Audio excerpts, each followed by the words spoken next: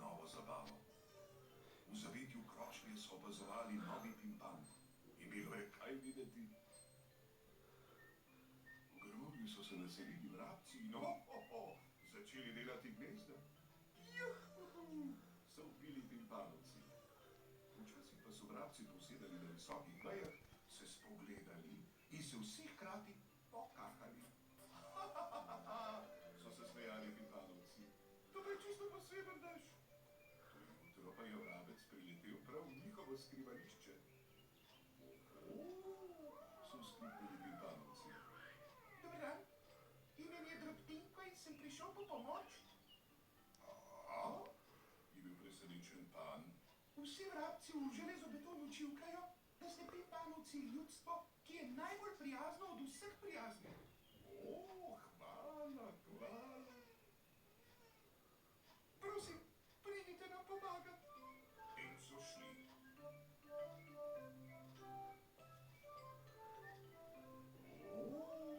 So strmeli odprtih ust. Koliko ptičjih gnezd in še enkrat, so iz gnezdec pokukali mladički. Pozdravljeni sosedje, vrabci. Jih je pozdravila Pim. Zelo nas veseli, da ste se tukaj naselili in da boste... Je izdaril pan. Ubogi ptički, je rekla Pim. Župan namerava poleg te tukaj zgraditi še eno garažo. Ne skrbite, jih je pomiril pan. Našli bomo rešitev. In vrabci so se oddahnili. Zvečer pa sta Pim in pan še dolgo iskala rešitev. Najbolje je, da greva spat, je končno predlagal pan. Že na vse zgodaj zjutraj pa jim je zbudil Drobtinko. Gradbeni stroji so že na poti, Je zgroženo čivkal. adijo naša gnezda. Jejna, sta zavpila v en glas, saj še vedno nista imela rešitve. Čez čas pa se Pim posveti. Vrabci nam bodo pomagali. Toda kako?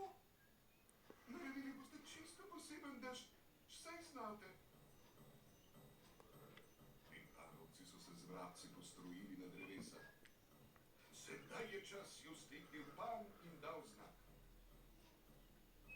Vrabci so se vsi hkrati okakali. Čisto poseben dež je padal na stekla voznikovih kabin in prav vsi so stopili na plavo, da bi očistili šipe. Nato pa so čakali pimpanovci. Zgradimo nič garaž, za nič avtomobilov.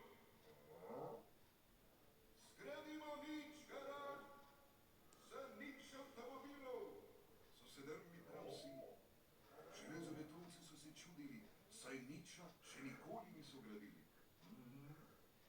Slednji so ugotovili, da je to prav krasen načrt. Šli so in začeli zidati nič. To je pomenilo, da so vse porušili. Namesto dveh garaž je sedaj v novem Pimpanu stalo nič garaž. Končno bo mir pred avtomobili, so se veselili vsi. Železobetonu pa si je župan populil še tisto malo kocin, kar mu jih je ostalo, in ni hotel več biti železobetonski župan.